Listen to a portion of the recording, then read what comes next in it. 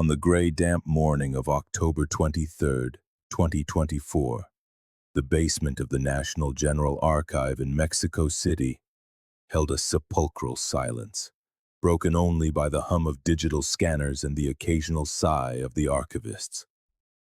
For 3 months, Maria Elena Rodriguez, Joaquin Perez, and Ana Luisa Mendoza had been working on a project to digitize documents from the Mexican Social Security Institute, a task they had, until that moment, considered routine.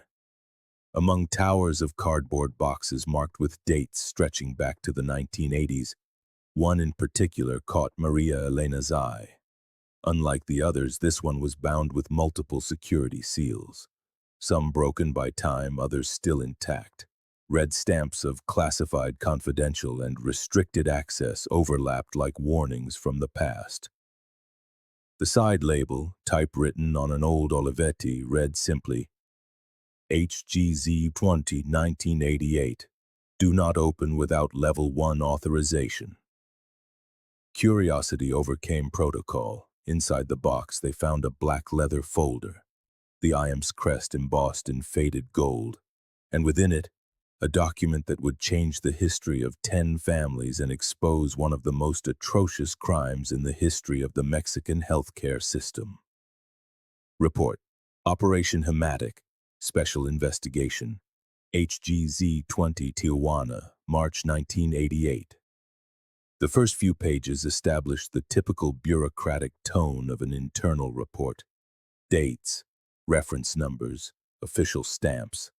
But as they read on, a creeping horror took hold of the archivists. The 200-page document detailed an investigation that had uncovered a blood trafficking network operating from within General Zone Hospital Number 20, the most important IMSS medical institution on the northwest border. Black and white photographs, faded by time but still distinguishable, showed specialized medical containers being loaded into unmarked ambulances.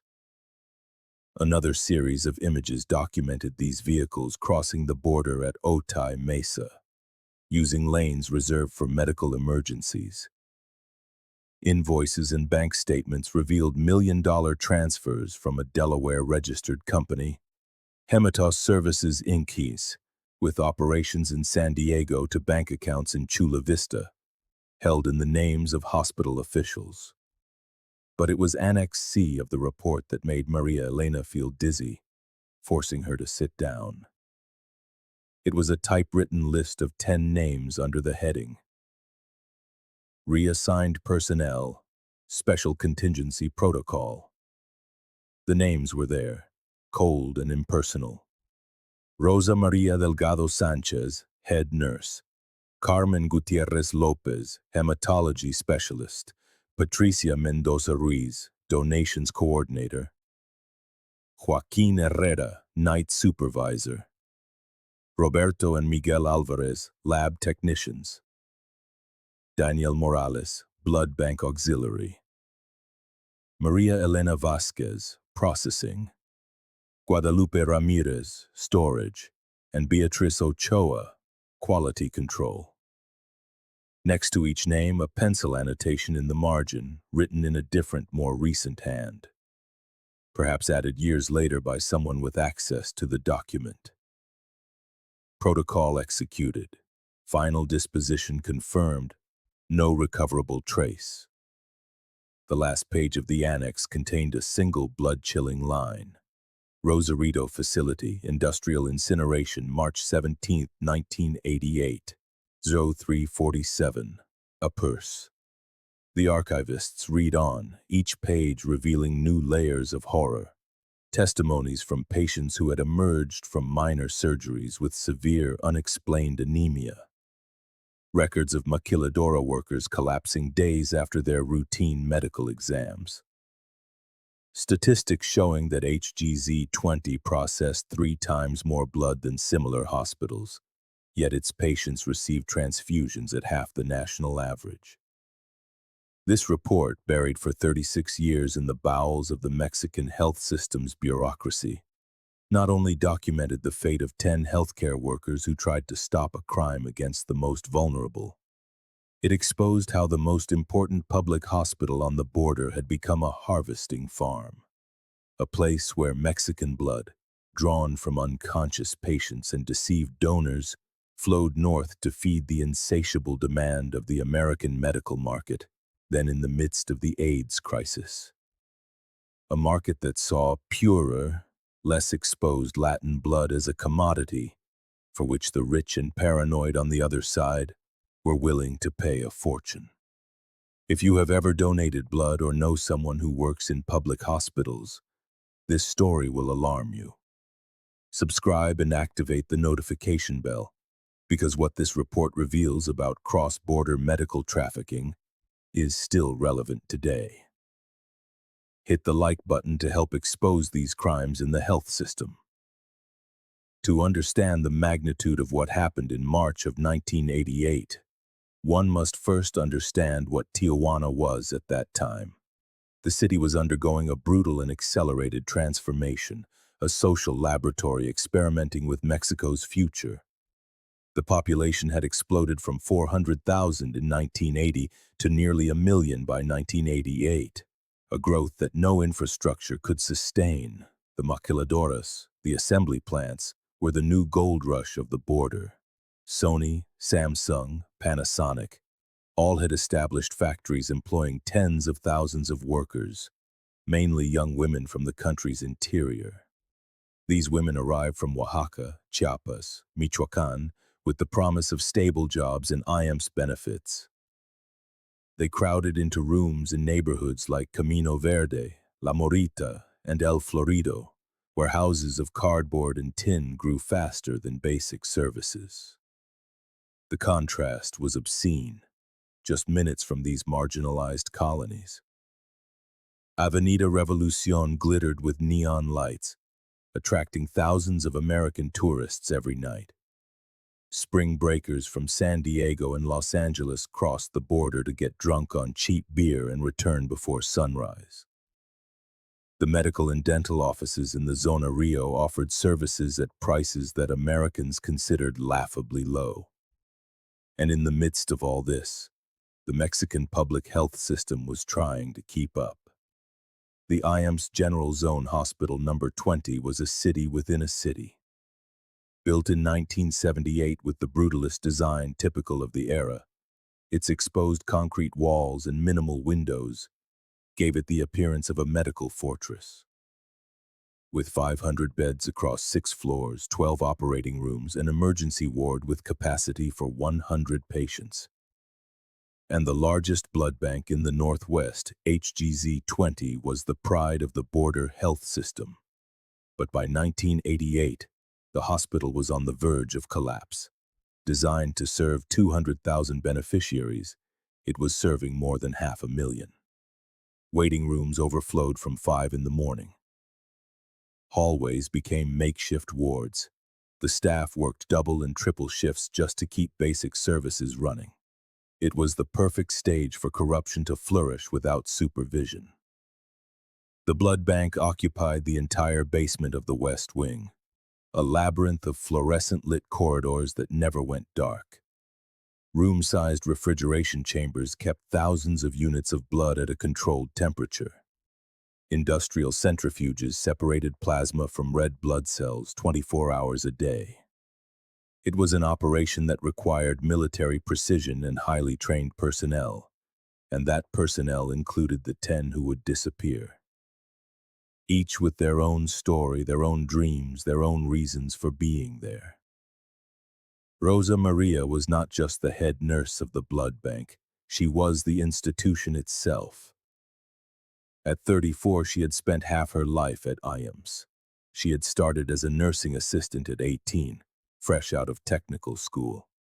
While her peers married and left the workforce, she studied at night, earning first her nursing degree, then a specialization in hematology, always with top grades. Her husband had left her when their youngest son was 2, leaving her with 3 children to support: Andres, 17, Lucia, 15, and Miguel, 13. But Rosa Maria did not break. She doubled her shifts, sold catalog products to her colleagues, and gave private nursing lessons on weekends. Her children grew up in the hospital corridors, doing homework in the break room while their mother saved lives. She was inflexible with protocols. Her subordinates respected her, but they also feared her. She tolerated no mistakes, accepted no excuses, and forgave no negligence. "Blood is life," she repeated constantly. "One of our mistakes can kill someone." She had rejected multiple offers from private hospitals that would have tripled her salary. "My place is with my people," she would say. Carmen was everything the Mexican health system needed, and everything its corrupt system despised. At 28, she had accumulated more academic accolades than doctors twice her age, a full scholarship to UNAM, an exchange at Johns Hopkins, publications in international journals on blood preservation techniques. She came from a middle-class family in Guadalajara. Her father, an accountant, and her mother, a primary school teacher, had invested everything in her education. Carmen could have worked in any private hospital in the country. She could have gone to the United States on a professional visa. She could have made a fortune in private medicine. But she chose the IMSS in Tijuana because she believed that was where she could make the biggest difference. The poor deserved the same quality of medical care as the rich, she wrote in a personal diary found years later by her husband. If the best doctors only treat those who can pay, we are perpetuating the inequality that is killing Mexico. Patricia was the kind of person who noticed if someone moved a pencil on her desk. At 26, her obsession with order and detail had made her the perfect person to manage the donations area. Every form, every label, every barcode passed her scrutiny. The daughter of a mechanic and a seamstress from the Libertad neighborhood, Patricia had watched her parents age prematurely from hard work. She studied nursing on an IMSS scholarship, committing to work 5 years in the public system. But she didn't see it as an obligation. She saw it as an opportunity. Every donor she registered, every unit she cataloged was her contribution to a better Mexico. Her fiancé, Carlos, worked in a maquiladora assembling televisions. They planned to marry in December of 1988. Patricia had already booked the Union Hall, paid the deposit on her dress, and chosen the wedding party. She had a notebook where she planned every detail of her future life. The wedding, the children, the house they would buy with their Infonavit loan, the family vacations to Mazatlan, all plans that would never be fulfilled. Roberto, 29, and Miguel, 27, were more than brothers. They were each other's best friend. They had grown up in Cerro Colorado, one of Tijuana's toughest neighborhoods, where being weak was a death sentence. Their father died in a construction accident when they were children. Their mother cleaned houses in San Diego, crossing the border daily on a work visa. The brothers discovered their calling when their younger sister died of leukemia at the age of 10. A lack of blood for transfusions had hastened her death. From that day on, they dedicated their lives to ensuring no other family would go through the same pain. They studied together, worked together, and even lived together in an apartment near the hospital. Roberto was the cerebral one who understood the science behind hematology. He could spot problems in a blood sample just by looking at the microscope results. Miguel was the practical one who could fix any machine in the lab with wire and duct tape. Together, they were unstoppable. Apart, incomplete. Death would find them together just as they had lived. Joaquin didn't talk much, but when he did, everyone listened. At 32, his imposing presence and deep voice gave him a natural authority.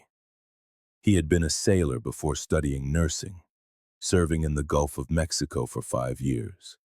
He understood discipline, order, and the chain of command, but he also understood institutional corruption. Married to Esperanza, a middle school teacher and father to 2 girls aged 8 and 6, Joaquin was the model of a Mexican family man.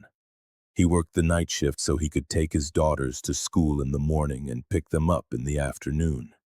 On weekends, he would take them to Morelos Park, buy them roasted corn and cotton candy, and put them on the amusement rides until they were dizzy with laughter. As the night supervisor, Joaquin had noticed irregularities for months. Unidentified vehicles in the early morning, unauthorized personnel in restricted areas, inventory shortages that would later magically reappear. But he was military by training. He documented everything, waiting for the right moment to act. That moment came when Rosa Maria recruited him for the investigation. At 23, Daniel was the baby of the group, but his youth hit a premature maturity. Born in Los Angeles to Mexican parents, he had grown up between two cultures. He spoke English without an accent and Spanish with a neighborhood slang. He knew both sides of the border, both healthcare systems, and both forms of corruption. His family in LA had warned him about Mexican hospitals. Their slaughterhouses.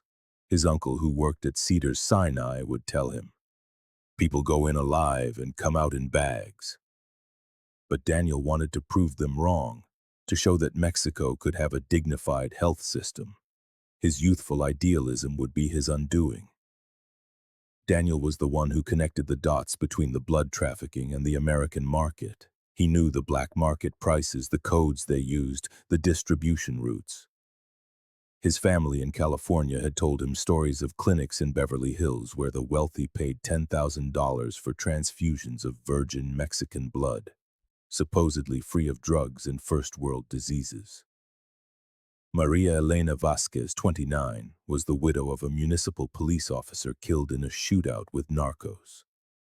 With two small children to support, her job at IMSS was her salvation. She couldn't afford to be a hero, she needed the job. But when she discovered that the blood she was processing never reached Mexican patients, something inside her broke. "If it's not for our own people," she told Rosa Maria the night she decided to join the investigation, "then what the fuck are we even here for?" Guadalupe Ramirez, 27, came from a family of traditional healers in Michoacán. Her grandfather had been a curandero, her grandmother a midwife. She had chosen modern medicine but maintained the reverence for life they had taught her. She treated every unit of blood she stored as sacred. To discover that this sacred blood was being sold to the highest bidder was like spitting on the graves of her ancestors. Beatriz Ochoa, 30, was a single mother to a boy with cerebral palsy.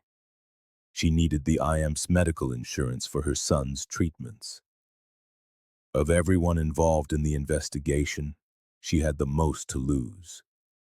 But she was also the one who best understood the desperation of Mexican mothers watching their children suffer, while medical resources flowed north. "My son needs therapy, not a funeral," she had told her own mother the last time she saw her. "But I cannot be an accomplice to this." 10 nurses vanished for trying to protect their patients. If their story outrages you, it is because their courage demands to be honored. It is a story that echoes in the halls of every public hospital where irregularities are whispered. The classified report reveals crimes that continue to this day. And their discovery began as all great revelations do, with a small anomaly that simply didn't add up. Patricia Mendoza, in her obsession with administrative perfection, had created her own tracking system parallel to the official one. It was a hardcover ledger where she noted every unit of blood that passed through her hands: date, time, type, donor, destination. It was her way of maintaining control in a chaotic system. On January 8, 1988, while reconciling her notes with the computerized records, she found the first significant discrepancy. According to her ledger, on December 23rd, they had processed 47 units of O-negative blood. The official system showed only 31. 16 units had vanished from the database as if they had never existed. Patricia checked her notes again. She had the donors' names, the serial numbers of the bags. She had even made copies of the consent forms, but in the system there was nothing.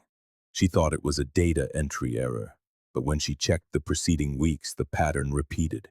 Units were always missing, always O negative or AB negative, the rarest and most valuable types, and always during the night shift. On January 15th, Patricia stayed after her shift, hiding in a supply closet with a view of the processing area. At 2:47 a.m., she witnessed something that froze the blood in her veins. Two men she didn't recognize, dressed in hospital scrubs but without ID badges, entered the refrigerated storage area with master keys. 15 minutes later, they emerged, pushing a cart loaded with portable coolers. Patricia counted 6 coolers, each with the capacity for 10 units of blood. Rosa Maria listened to Patricia's report with the deep frown her subordinates knew all too well. It was the expression she wore when something smelled rotten. But Rosa Maria was not impulsive. She had survived 16 years in the system by being meticulous. If they were going to uncover this, they needed irrefutable proof. She first recruited Carmen, whose technical knowledge would be invaluable. Carmen began to hack the system from the inside. It wasn't difficult. Computer security in 1988 was laughable. She discovered 2 parallel databases. One was official, visible to everyone. The other was hidden, accessible only with codes that changed weekly. In that shadow database, the missing units appeared, marked for special export. Carmen dug deeper. She found purchase orders for supplies that didn't add up. The hospital was ordering collection bags to process 200 units a week, but was buying materials for 500. Where were those extra 300 bags going? The suppliers, all shell companies registered in Delaware, were charging inflated prices in US dollars, not pesos. Joaquin was recruited for his access to all areas of the hospital during the night shift. He began to document everything with a Polaroid camera he'd bought with his savings. The photos were blurry but revealing. The same unmarked ambulance arriving each night, the same men loading the same coolers. Always between 2 o'clock and 4 o'clock a.m., when the hospital was at its most deserted. The Alvarez brothers contributed their technical knowledge of blood processing. Roberto analyzed the temperature logs for the refrigeration units and found fluctuations that indicated unregistered openings. Miguel reviewed the maintenance records for the centrifuges and discovered they were processing double the amount of blood reported, based on the wear and tear of the components. It was Daniel Morales who made the most disturbing discovery. During a shift in February, he was called to the ER to help with a trauma patient, a construction worker who had fallen from scaffolding and needed emergency surgery.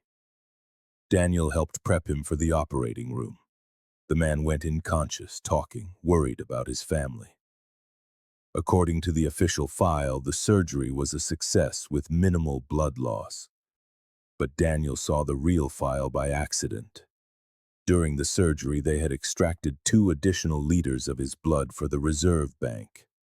The man left the operating room in critical condition and died 3 days later from post-operative complications. His O-negative blood never appeared in the hospital's reserves.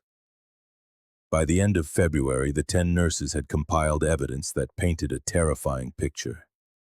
This wasn't just the theft of donated blood, it was a systematic harvesting operation that treated Mexican patients like livestock.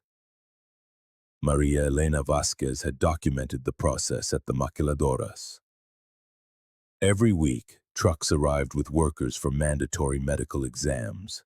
Young women, mostly from Oaxaca or Chiapas, who barely spoke Spanish, let alone understood medical forms. They had 500 ml of blood drawn for comprehensive analysis. The workers would leave dizzy and weak, some fainting on the bus ride back. The maquiladora supervisors would give them orange juice and send them to the assembly line. Guadalupe Ramirez discovered something even worse in the maternity ward. C-sections, increasingly common, were golden opportunities. During the surgery, with the mother unconscious, they would extract up to an extra liter of blood. The mothers would wake up anemic, weak, unable to breastfeed. The doctors told them it was normal after a C-section, prescribed iron pills, and sent them home. Beatriz Ochoa found the cruelest link. Reviewing quality control, she discovered that the best blood, the purest, the most valuable, came from a specific source: pediatric patients. During routine surgeries like tonsillectomies and appendectomies, they were drawing blood from children. Not much, 100 or 200 milliliters at a time, but it was children's blood which sold for a fortune on the black market. Virgin blood, the buyers called it. Using her computer skills and the collected information, Carmen created a map of the blood flow. It was a diagram that looked like something out of a horror film. The hospital, HGZ-20, was the heart, pumping not life, but death.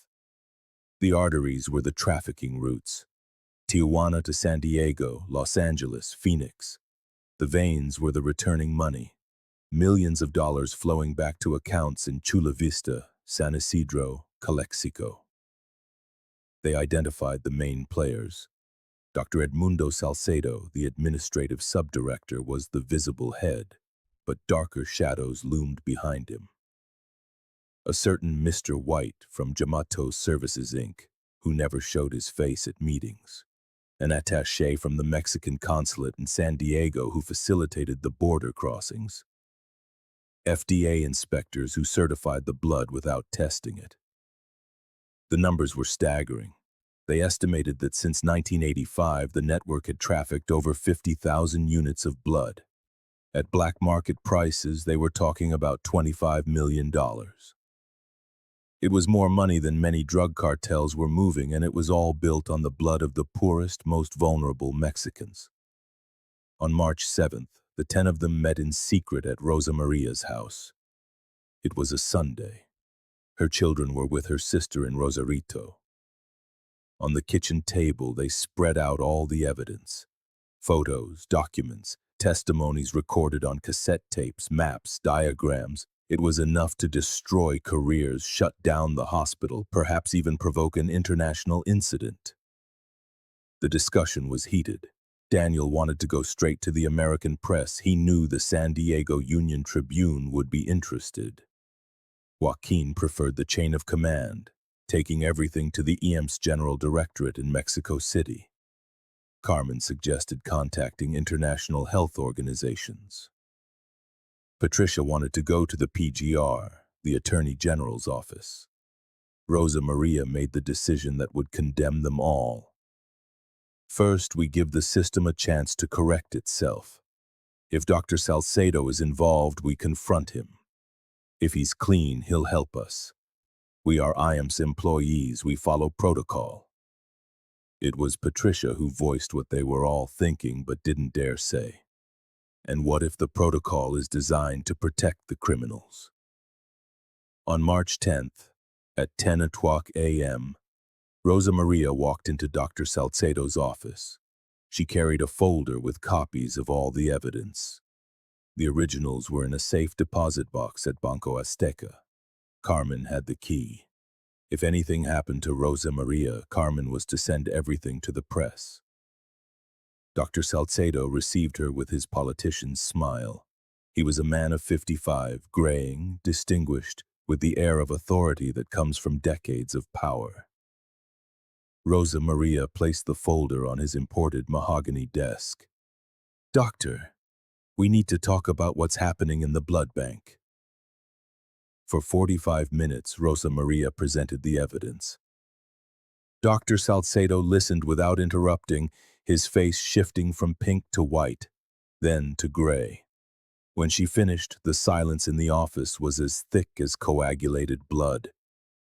"Señora Delgado," Dr. Salcedo said finally, his voice trembling but controlled.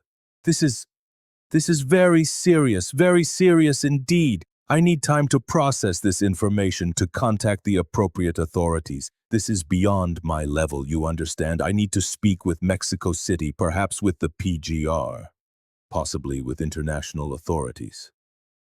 He paused, wiping sweat from his forehead with a silk handkerchief. "I ask you, No, I beg you for absolute discretion while I handle this. If this information gets out prematurely, the people responsible will escape. We need to catch them in the act. Give me 1 week. 1 week and you will have results. Rosa Maria made the fatal mistake. She believed. She believed the system could reform itself. She believed a man in a position of power would do the right thing. She believed justice was possible within the institutions. 1 week, doctor. Not a day more. She left the office feeling victorious. She didn't see Dr. Salcedo pick up the phone the moment the door closed. She didn't hear the conversation spoken in English. We have a problem, a level 5 problem. Yes, all 10 of them, they have everything. We need the full protocol. From March 10th to the 15th, the 10 nurses continued to work as usual, but the tension was palpable. They kept documenting, just in case. Patricia noticed more movement than usual, more blood disappearing, as if they were accelerating operations before shutting down. Carmen intercepted encrypted communications in the system, codes she couldn't fully decipher but that mentioned total cleaning and Phoenix protocol. She shared her concern with Rosa Maria, who reassured her. Just a few more days. Joaquin noticed new men in the hospital, men who didn't look like doctors or administrators. They had the gait of military or police, always watching, always assessing. He told his wife that something didn't feel right. She begged him to quit. The girls need you alive, she said. Just a few more days, he replied, repeating Rosa Maria's mantra. The Alvarez brothers found their lockers forced open on March 13th. Nothing was stolen, but everything had been searched. Their personal notebooks, where they had been documenting irregularities, were curiously in the same place, but the pages were slightly askew. Someone had photographed them. Daniel received a call from his family in Los Angeles on March 14th. His cousin had been detained by ICE for no apparent reason. The message was clear. We can get to your family. Daniel almost quit that day, but Rosa Maria convinced him to wait. If we run now, there will never be justice. 36 years of institutional lies destroyed entire families. For them, for the disappeared, we demand transparency. The classified report validates decades of pain. Friday, March 15th, dawned with a leaden gray sky, unusual for Tijuana. A cold breeze from the Pacific swept through the city, kicking up dust and trash in the streets. At General Zone Hospital number 20, the day unfolded with its usual chaotic routine. No one, except perhaps the 10 nurses, felt that something was about to change forever. Rosa Maria arrived early that day at 2:00 p.m., though her shift didn't start until 7 o'clock. She needed to review some files, she told anyone who asked. In truth, she was nervous. A week had passed since her meeting with Dr. Salcedo, and she had heard nothing. She had tried to see him twice, but his secretary always had an excuse. He was in a meeting. He had flown to Mexico City. He was on a conference call with the Ministry of Health. Andres, her eldest son, had noticed her distraction that morning. Are you okay, Ma? He asked as they ate chilaquiles that she barely touched. Just tired, mijo, she replied, ruffling his hair like she did when he was a child. She didn't tell him that she had spent the night awake, wrestling with a horrible premonition she couldn't shake. Carmen arrived at the hospital at 5:00 p.m., 2 hours before her shift. She had spent the previous afternoon backing up all the information onto floppy disks, which she hid at a cousin's house in Playas de Tijuana. She had given her precise instructions. If I don't call you by Saturday morning, take this to the Zeta newspaper and ask for Jesus Blancornelas. Tell him it's about the IMSS. Patricia had spent the morning with Carlos, her fiancé, looking at wedding dresses downtown. But her mind was elsewhere. Every white dress reminded her of patients' gowns, of the blood that never reached its destination. Carlos noticed her distraction. Are you sure you want to marry me? he joked. She hugged him tightly, too tightly. More than anything in the world, she whispered. And he didn't understand why it sounded like a farewell. The Alvarez brothers had dinner with their mother that day. She had crossed over from San Diego especially to see them. "You two are acting strange," she said, serving them mole she had brought from Oaxaca. "Problems at work?" Roberto and Miguel looked at each other. They had agreed not to worry her. "Nothing we can't handle, Mama," Miguel lied. It was the last kind lie he would ever tell her. Joaquin took his daughters for ice cream after school. The girls, 8-year-old Joaquincita and 6-year-old Esperancita, chose chocolate and strawberry. Watching them eat, their little faces smudged with food, Joaquin made a decision. After tonight, no matter what happened, he would quit. His family was more important than any crusade for justice. All day, Daniel had been trying to reach his contact at the San Diego Union Tribune. The journalist, Mark Stevens, seemed interested but cautious. "I need solid proof," he had said. "I can't publish baseless accusations against medical institutions." Daniel promised he would have it by Saturday. "The whole package," he assured him. "Irrefutable evidence." At 10:47 p.m., the hospital's intercom system crackled to life, with a message that would be seared into the memory of the few witnesses who heard it. "Attention, night shift personnel of the blood bank. Extraordinary mandatory meeting. 11 p.m. basement conference room. I repeat, this is a mandatory meeting. Attendance is required. This includes Delgado, Gutierrez, Mendoza, Herrera, Alvarez, Roberto, Alvarez, Miguel, Morales, Vasquez, Ramirez, and Ochoa." It was unusual to mention specific names. It was unusual to hold a meeting so late.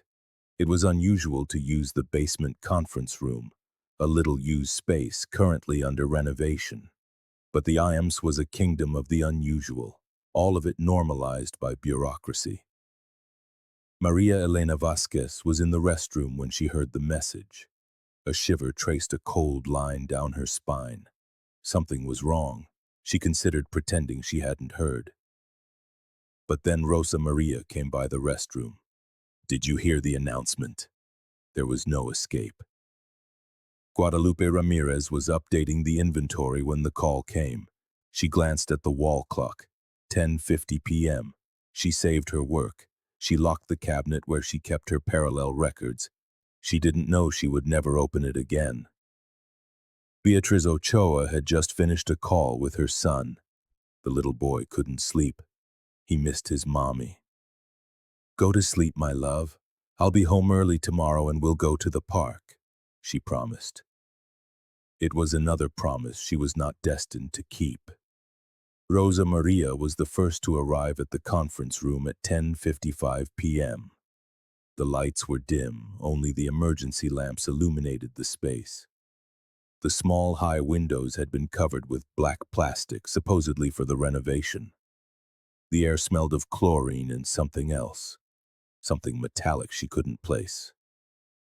Carmen entered seconds later, followed by Patricia. The three women exchanged nervous glances. "Do you know what this is about?" Patricia asked in a low voice. Rosa Maria shook her head, but her right hand instinctively went to her IMSS ID badge, as if it were a protective talisman. The Alvarez brothers came in together as always. Roberto immediately noticed something was off. "There are no papers," he whispered to Miguel. "What kind of meeting has no agenda, no documents?" Miguel nodded, his eyes scanning the exits. There was only one door, the one they had just come through. Joaquin arrived with his military gait, but even he seemed tense. His years in the Navy had taught him to recognize an ambush. This smelled like one. He positioned himself near the door, ready to act if necessary.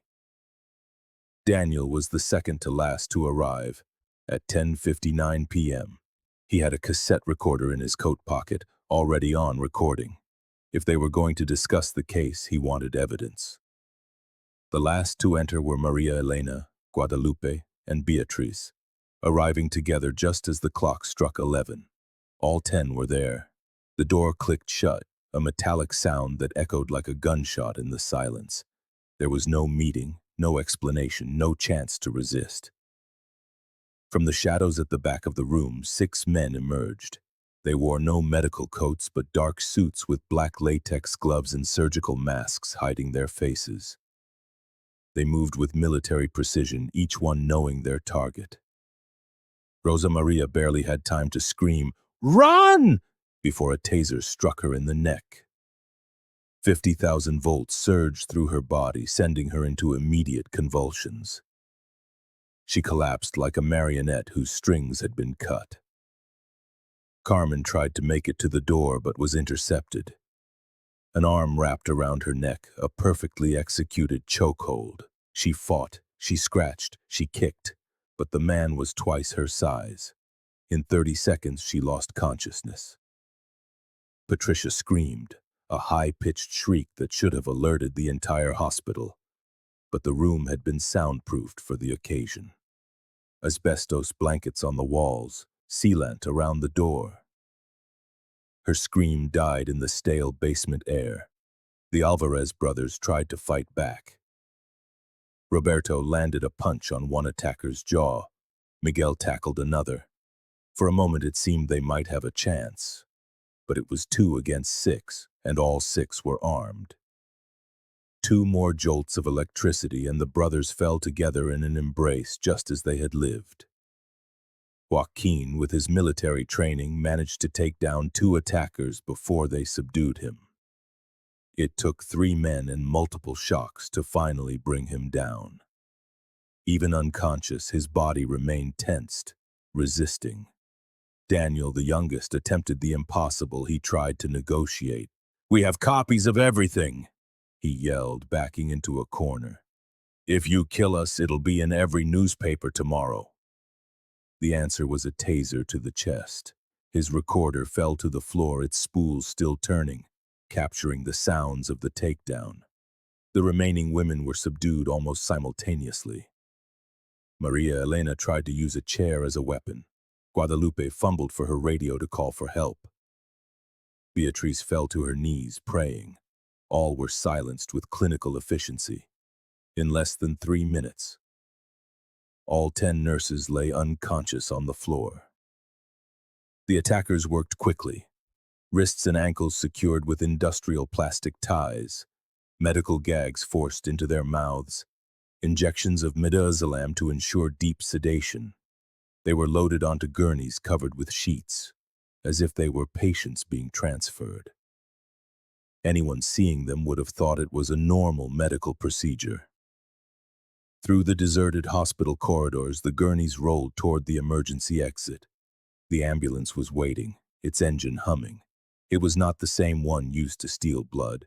This one was larger, designed for transporting multiple patients, or, in this case, multiple victims. They were loaded efficiently. Rosa Maria and Carmen in the first tier, the Alvarez brothers in the second. Joaquin had to be sedated again when he began to stir. The others were stacked like sacks of corn. The vehicle left the hospital at 11:23 p.m. It took the free road toward Rosarito, avoiding the toll highway where there were cameras.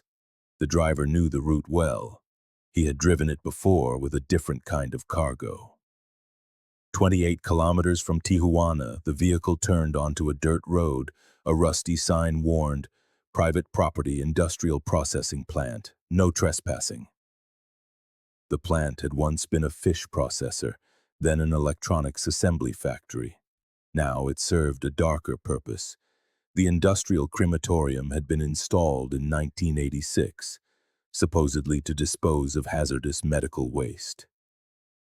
It could reach temperatures of 1200 degrees Celsius, hot enough to reduce a human body to ash in 90 minutes. Tonight, it would be working for hours. The report on what happened next is chilling in its bureaucratic precision. The 10 nurses were processed between 2 a.m. and 5:47 a.m. on March 16th. No witnesses, no records, no trace. The ashes were mixed with industrial waste and dumped into the Pacific, 12 miles off the coast in international waters.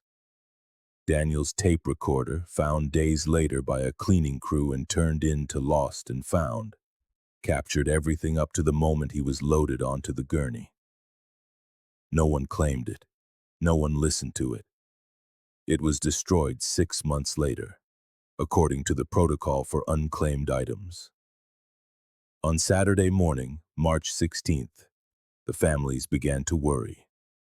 Rosa Maria had never missed making Saturday breakfast, a sacred tradition in her house. Her children waited until 10 a.m. before calling the hospital. The response was vague. Their mother had to attend to an emergency. She would call when she could. Carmen didn't show up for the family lunch they had planned.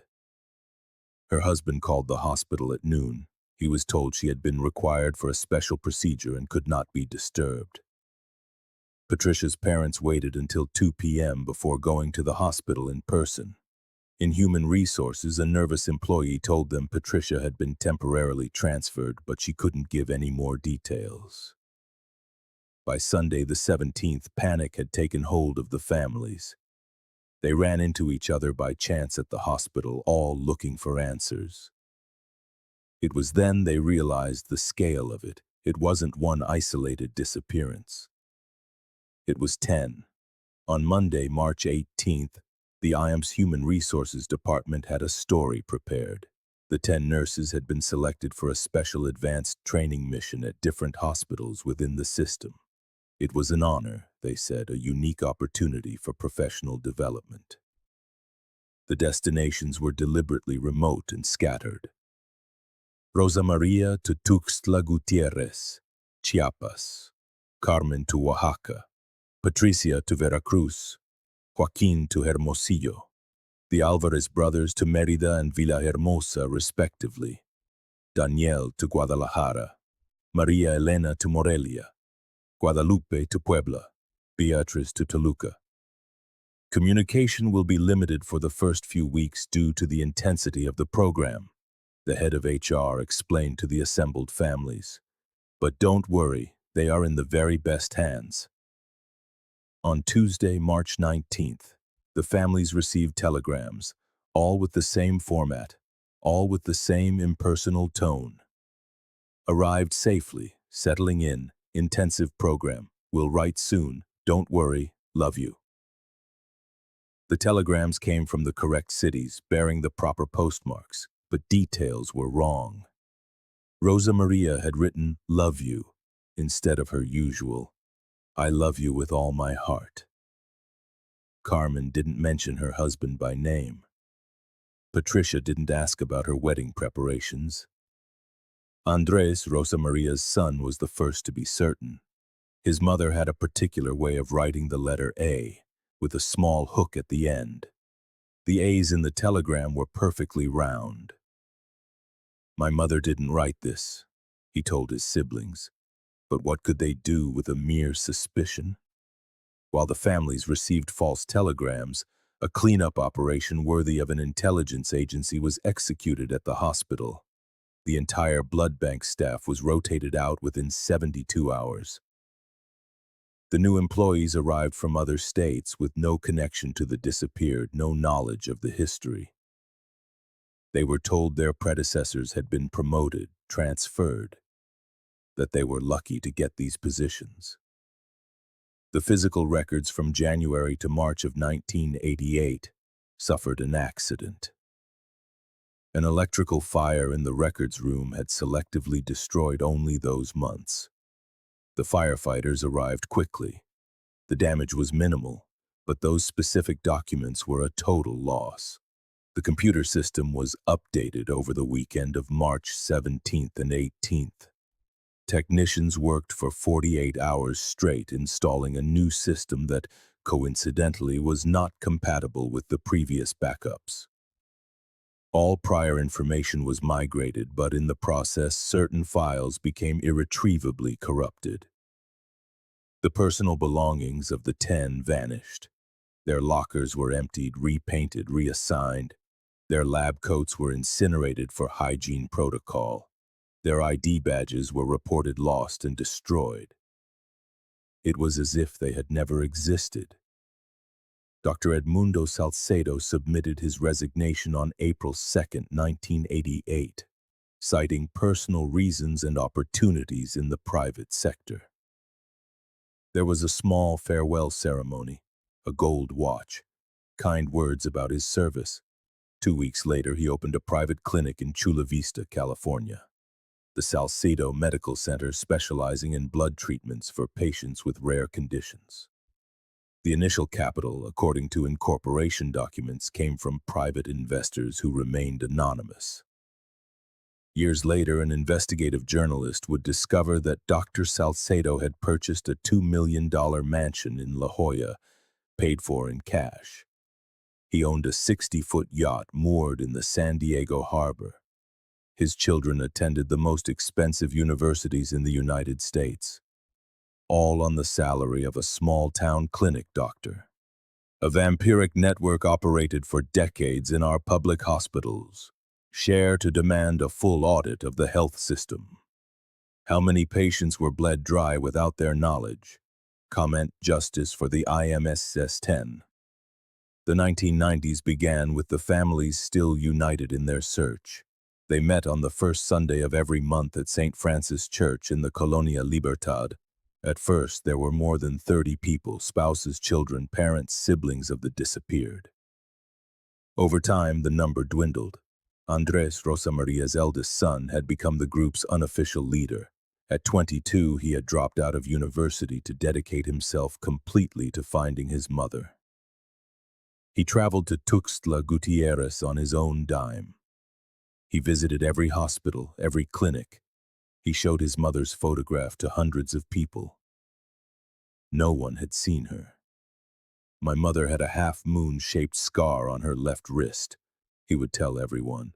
She got it when she was 15 cutting cactus for my grandmother. If you had seen her, you would remember that scar. But no one remembered anything. In 1992, there was a moment of cruel hope.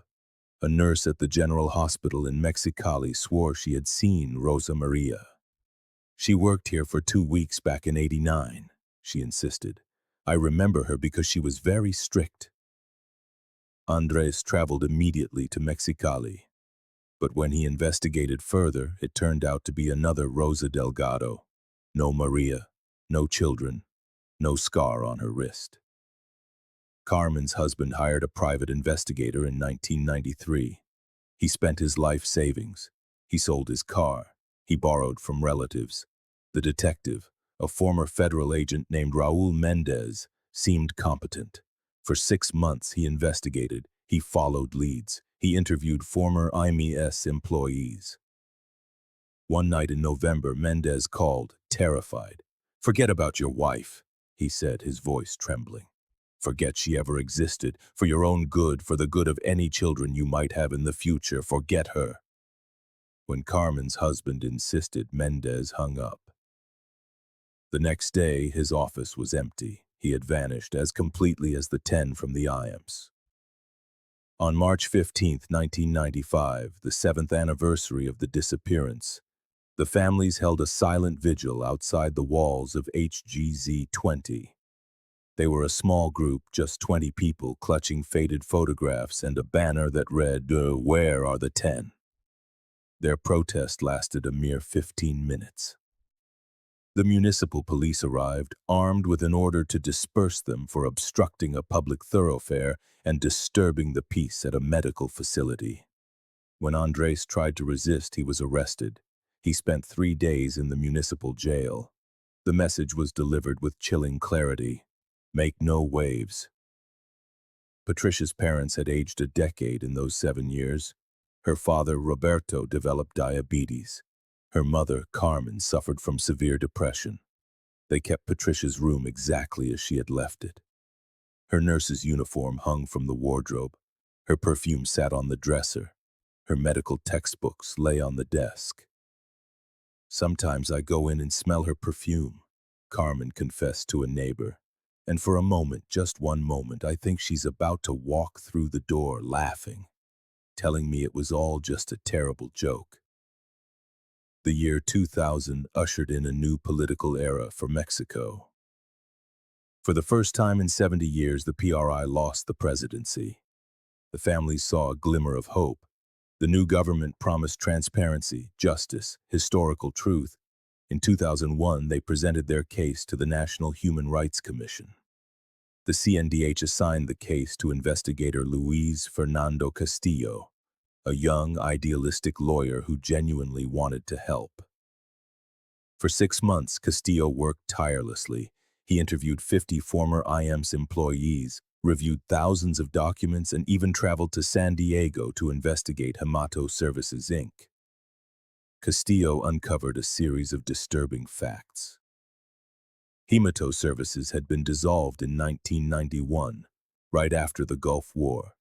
Its directors had vanished into the corporate labyrinth of Delaware, but he found traces of bank transfers, payments to Mexican officials.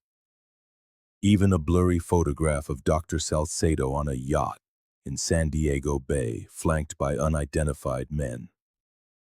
But just as Castillo was about to submit his final report, he was abruptly transferred to another case, one of higher national priority. His investigation into the IMSS-10 was assigned to another investigator who, after a superficial review, concluded insufficient evidence to determine forced disappearance, probable voluntary abandonment of employment. Castillo tried to protest, but then he received an anonymous call. "Your wife works at the IMSS, doesn't she? It would be a shame if something happened to her." He understood the message. He fell silent. Years later, retired and living in Canada, he would confess to a journalist, "The IMSS-10 were murdered, I know it, but to prove it would have been signing my own death warrant." In 2010, Raul Hernandez, an investigative journalist for the weekly magazine Z, received a manila envelope with no return address. It contained photocopies of IMSS documents from 1988, including what appeared to be fragments of an internal report on irregularities in the blood bank at HGZ-20. Hernandez, a veteran of 1,000 journalistic battles, smelled the story of a lifetime. He began to investigate discreetly. He found former hospital employees who, guaranteed anonymity, began to talk. "We all knew something was going on in the blood bank," a former nurse, who asked to be identified only as Maria, told him. But nobody talked.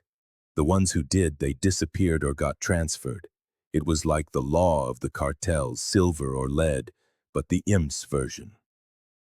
Another ex-employee, an orderly who worked at the hospital in 1988, remembered the night of March 15th. "I saw the gurneys coming out of the basement. They were covered, but a hand was sticking out from under one of the sheets. A woman's hand wearing a nurse's ring. When I asked what was happening, they told me to mind my own business if I wanted to keep my job and my life." Hernandez connected the dots. He found records for Hemato Services, Inc. in San Diego archives. He tracked down Dr. Salcedo, now retired and living in a mansion in La Jolla. He even located one of the men in the yacht photograph, a former FDA official now working as a consultant for pharmaceutical companies. He was on the verge of publishing when, on September 23, 2010, his car exploded in the newspaper's parking lot. The blast was so powerful it was heard 10 blocks away. Hernandez survived by a miracle, but he lost his left leg and suffered third-degree burns over 40% of his body. From his hospital bed, he recorded a video that would go viral. "They tried to silence me," he said, his voice raspy.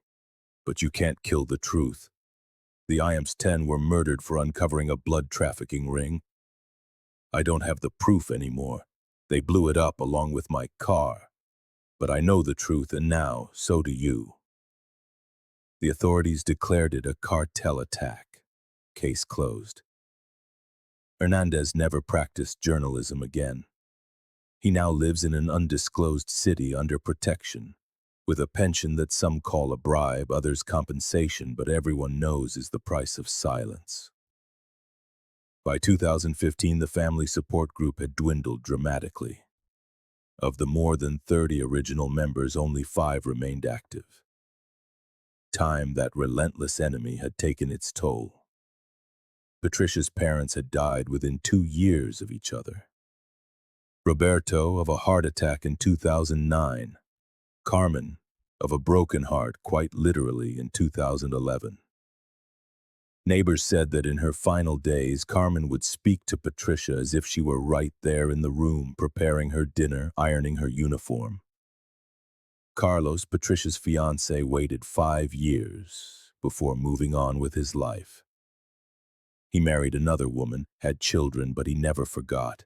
Every March 15th, he brings flowers to the municipal cemetery, to an empty grave bearing Patricia's name, because he needed a place to mourn her. Joaquin's wife, Esperanza, died of breast cancer in 2012. On her deathbed, she was still waiting for her husband to walk through the door. Her daughters, now adults with families of their own, keep a photo of their father on the family altar. "Our father, the hero," they tell their own children. "He disappeared saving lives." Rosa Maria's children took different paths. Andres, consumed by the search, never married, never had children. At 53, he remains the guardian of the memory of the 10. Lucia emigrated to Canada, unable to live with her mother's ghost. She sends money, but she doesn't visit. Miguel fell into alcoholism, drowning the pain of growing up an orphan in Mezcal. "My mother taught me to wash dishes when I was 8, Miguel recalls in his lucid moments. "She told me, 'Learn, my son, because life is hard and you never know.' She was right. Life is harder than anyone can imagine." The mother of the Alvarez brothers lived to be 95, passing away in 2018. Until her last day, she waited for her sons to walk through the door. Some days she would forget they were gone and set places for them at the table. "Roberto and Miguel are coming for dinner today," she would tell her caregiver. "Make their favorite mole." The 200-page classified report found in October 2024 is a testament to bureaucratic horror. Written with the cold detachment of an accounting ledger, it documents crimes that defy human comprehension. The investigation had been ordered by the IMSS Internal Comptroller's Office in April 1988, just 1 month after the disappearance. Not out of concern for the missing employees, but because of financial anomalies. HGZ-20 was showing operating expenses that did not align with its reported services. The lead investigator, certified public accountant Ernesto Villarreal Musquiz, expected to find minor embezzlement, perhaps overbilling for medication. What he discovered would haunt him for the rest of his life. In a personal note added to the report years later, he wrote, "There are sins that stain the soul of a nation. This is one of them." The report documents that between 1985 and March 1988, the blood bank at HGZ-20 was the hub of an extraction and trafficking operation that processed over 50,000 units of blood and plasma. The estimated black market value, $30 million. But it wasn't just the money. It was the systematization of the horror. The report details the extraction protocols. Protocol A, diverted donations. All voluntarily donated blood of rare types, O negative, AB negative, RH null, was automatically diverted. The donors believed they were saving Mexican lives. In reality, their blood ended up in clinics in Beverly Hills. Protocol B, surgical extraction. During surgeries, especially those at night, an additional 500 to 1,000 milliliters were drawn. Complicit anesthesiologists kept patients sedated for extra minutes. The blood was written off as normal operative loss. Protocol C, maquiladores. Medical exams for factory workers included a 500 milliliter blood draw for comprehensive analysis. The analyses were never performed. The blood went straight to the black market. Protocol D, maternity. During C-sections and complicated births, up to 750 milliliters were extracted, justified as operative loss or medical precaution. The mothers left anemic, weak, unable to breastfeed. Protocol E, pediatrics, the most heinous. During minor surgeries on children, tonsils, appendix, 100 to 200 milliliters of virgin blood were extracted. It was sold for $1,000 a unit to clients who believed that the blood of children had rejuvenating properties. The report reveals that Tijuana was just one node in a much larger network. Similar operations existed in Mexicali, funneling 8,000 units a year, primarily to Arizona. Ciudad Juarez, 12,000 units a year to Texas. Nuevo Laredo, 6,000 units a year to Houston. Matamoros, 5,000 units a year to Brownsville. Reynosa, 7,000 units a year to McAllen. In total, over 100,000 units of Mexican blood flowed into the United States annually.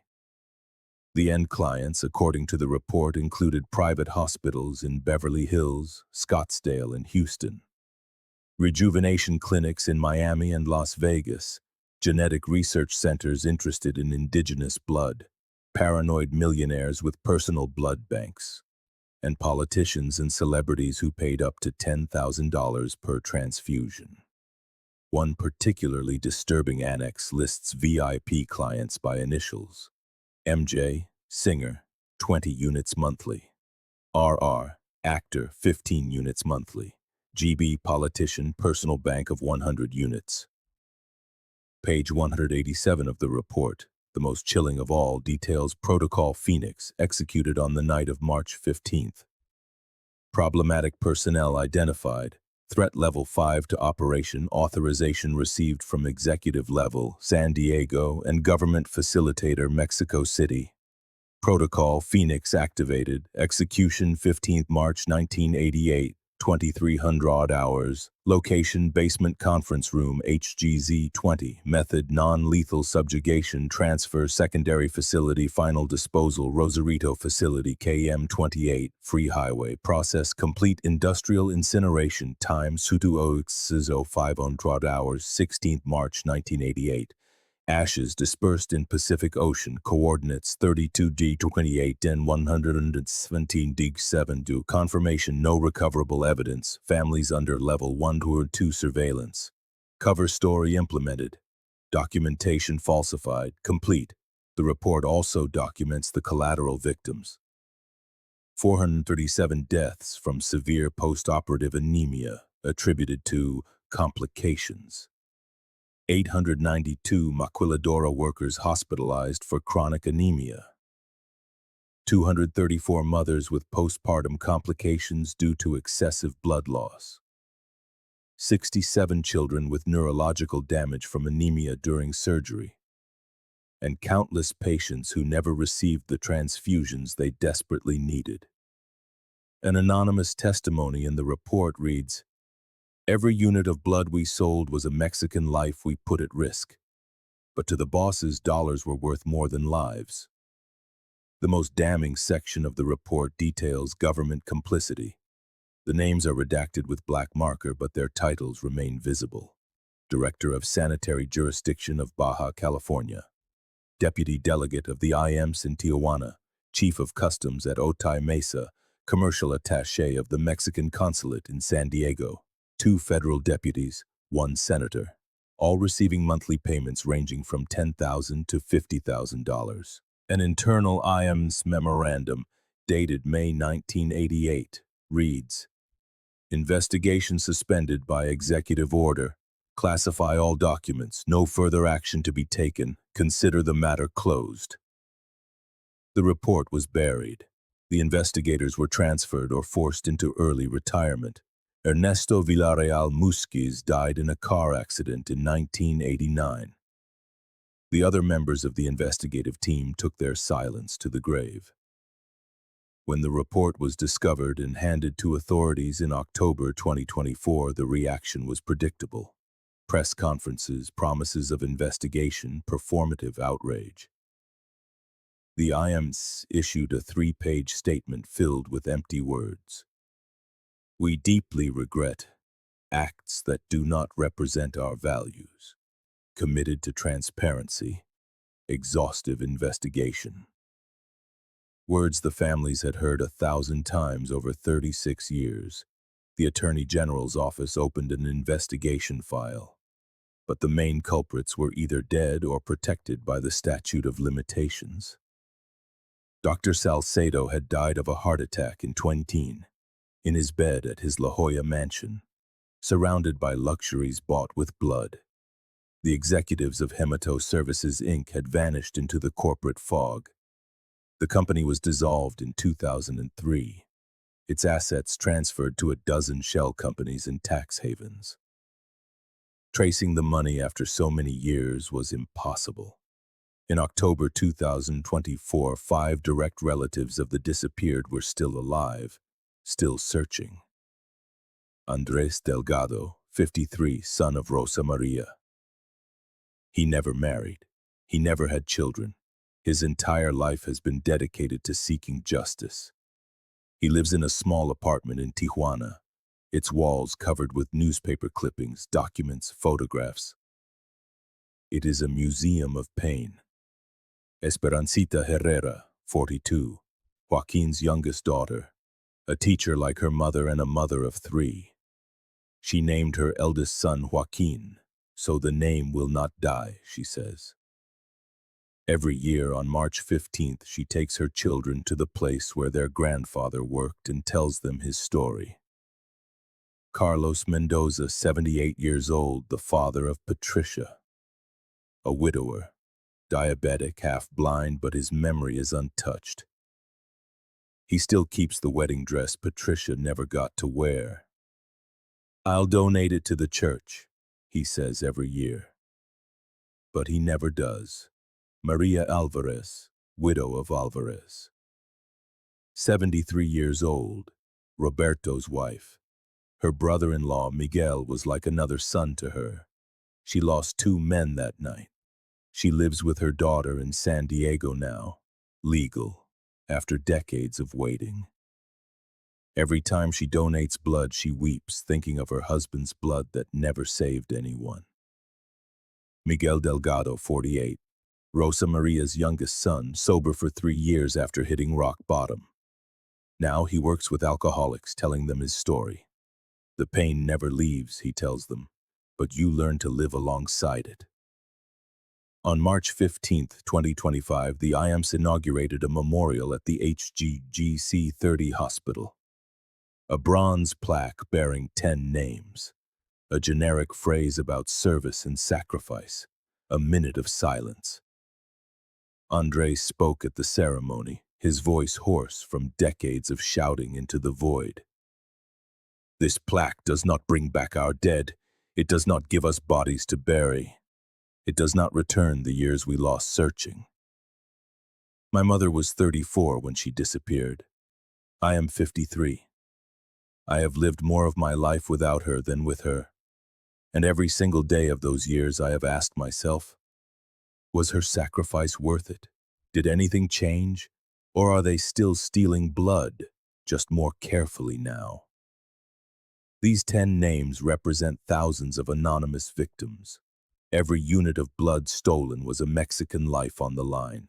Every drop sold to the north was a betrayal of our people. And the worst part is we know. We know it's still happening.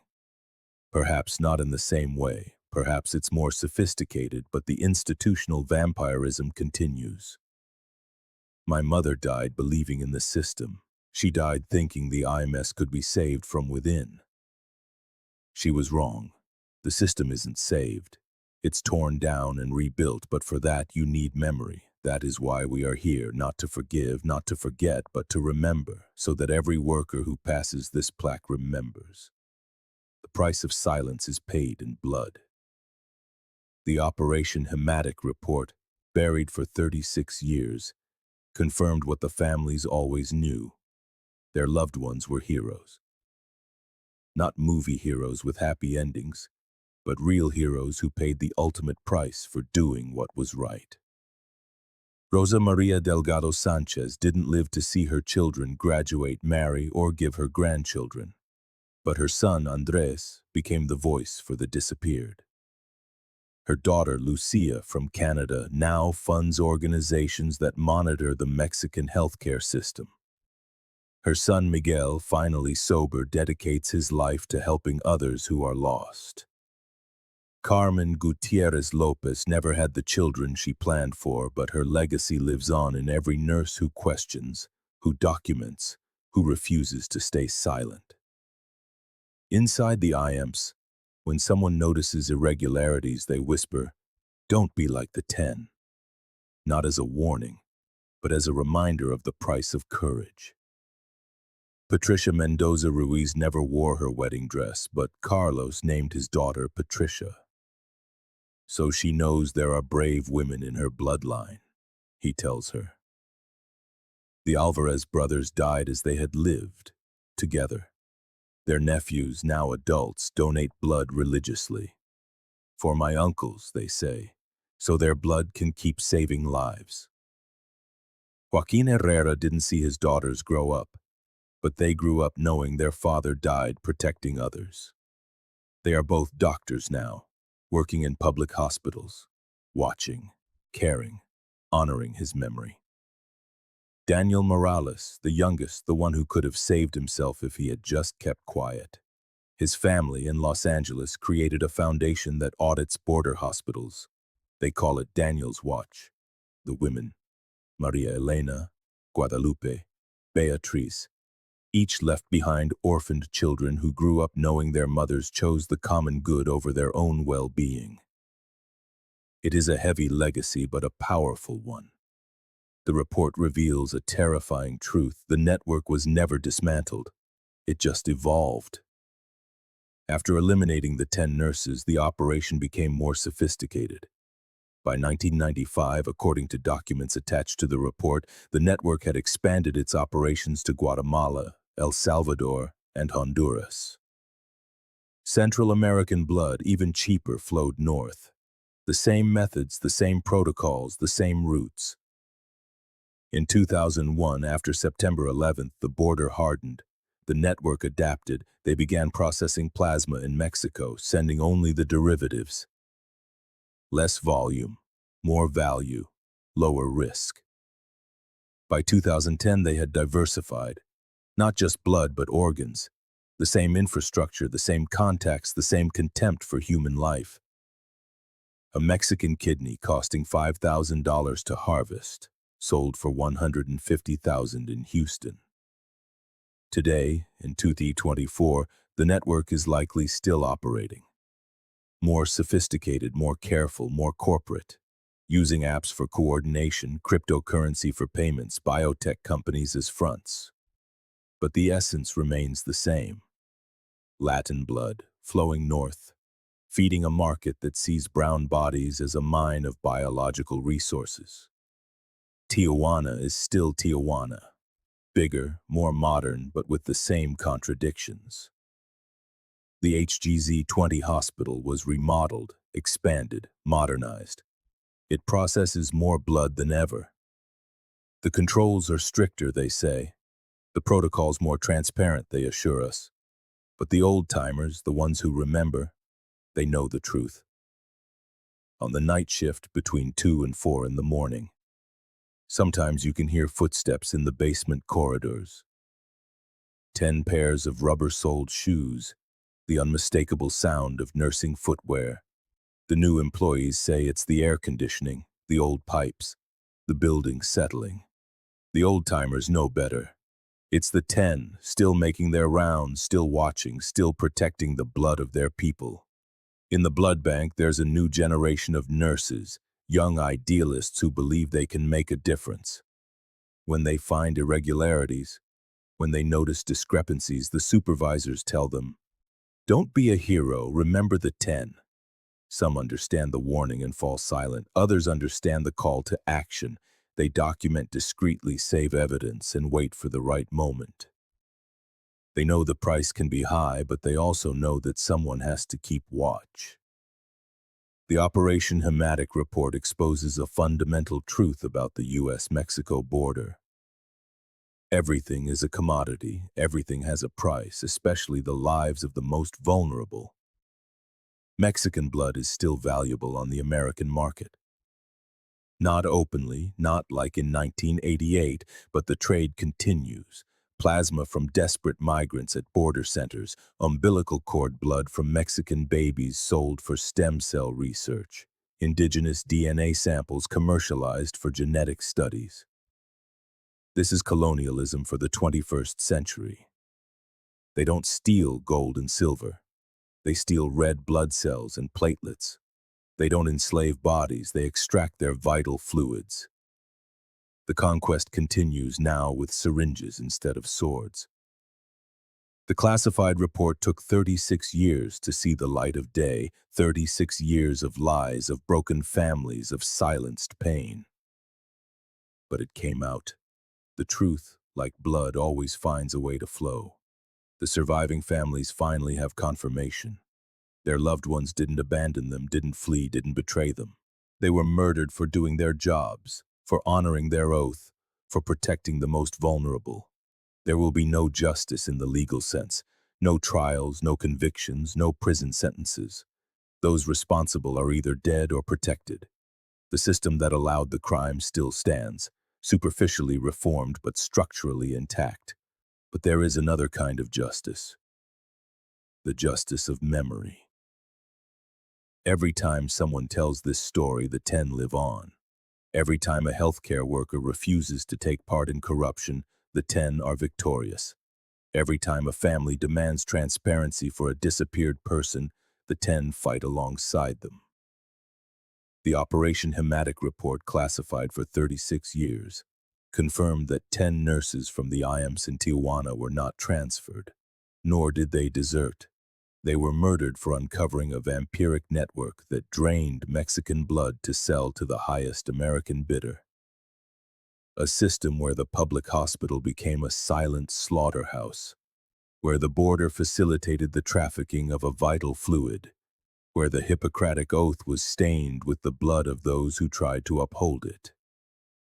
Rosa Maria, Carmen, Patricia, Joaquin, Roberto, Miguel, Daniel, Maria Elena, Guadalupe, and Beatrice have no graves where their families can mourn. Their ashes were scattered in the Pacific, mixing with the sea that washes the shores of the two nations that allowed their deaths. But their blood, metaphorically, still runs through the veins of the Mexican health system, reminding every worker that the price of silence is complicity in murder. The HGZ-20 hospital is still in operation. Every day, thousands of patients walk through its doors seeking care. The blood bank is still in the same basement, now with security cameras, digital protocols, and constant supervision. They say it's safe now. They say it can't happen again.